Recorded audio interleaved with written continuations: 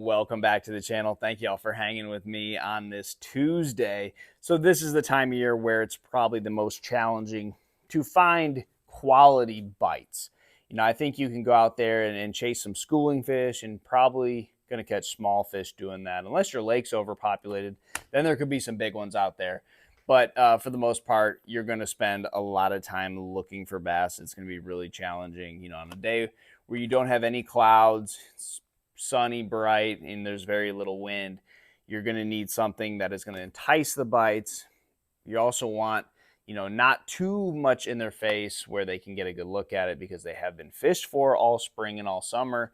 But you also do need something that is going to be loud and get their attention and kind of make them mad into biting because they don't really want to on these days.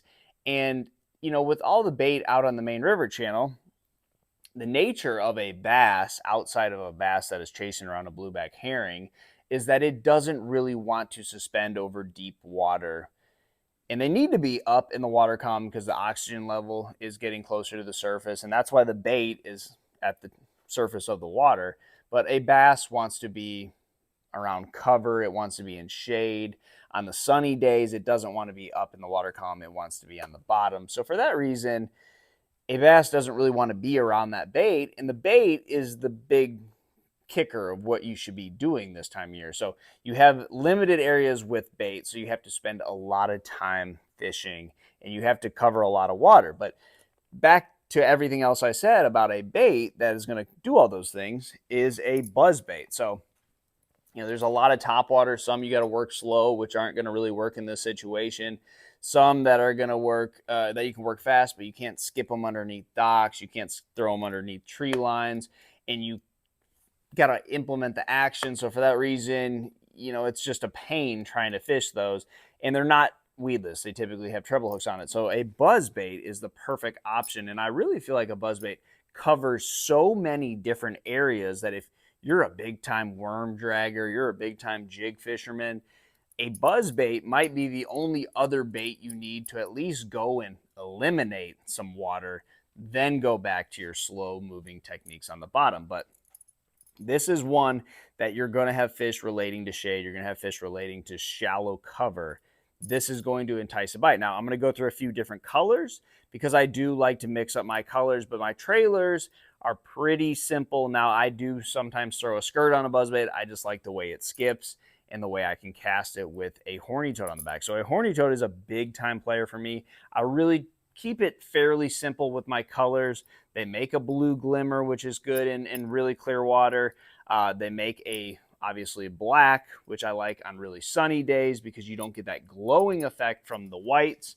And then they make obviously also a pearl or a white. And I really like this on the cloudy days. So on the cloudy days, it's going to be a gold blade. I want the most visual features I can put on it. So gold's going to stick out. White's going to stick out. It has that glowing effect.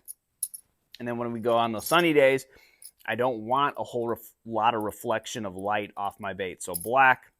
I think the Whopper Plopper, when it won a few tournaments and it was black on super clear lakes, it opened a lot of people's eyes to how good black can be for topwater. So a horny toad black on those sunny days. Now, that's a pretty basic setup.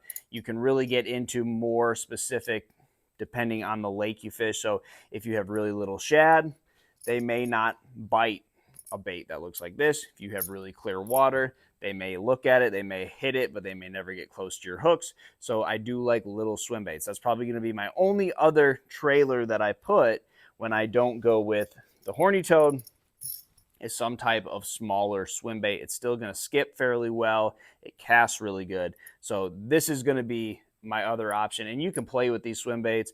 I sometimes go as far as a skinny dipper, which is a pretty big, solid body swim bait. And then I'll go with these smaller Kitech swim baits, very little. And the fish are going to, not have a whole lot to grab onto. So that's kind of the downside of these smaller trailers. But when all you're seeing all day are these little shad, you can't get away from them. You can't find those bigger shad. You've got to give the fish in the places you're fishing the most natural thing. And this is going to be a more clear water option on lakes with smaller shad and probably a really tough bite.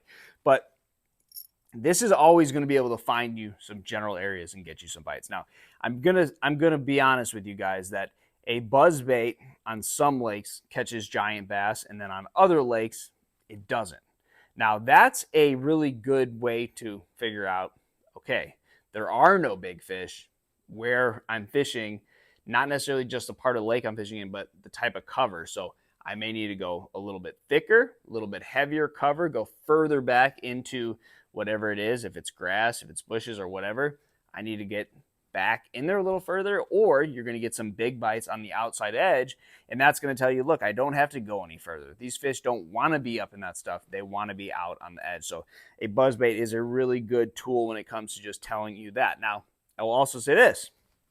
When you are covering a bunch of water, this time of year, things are changing all over the lake. So the creeks typically are getting better once we get into the early fall. The main river can be turning over. The main lake can be starting to turn off, and the main river can have no more bait. The bait's leaving, the fish are leaving with it. So there's a lot of things that are changing. So something that you can fish super fast and cover a lot of water, and then after a day of doing it, you should have a pretty good idea. Everything I catch right here on this part of the lake, out on the main river, channel swing banks and stuff out near the main lake is all 2 pounds.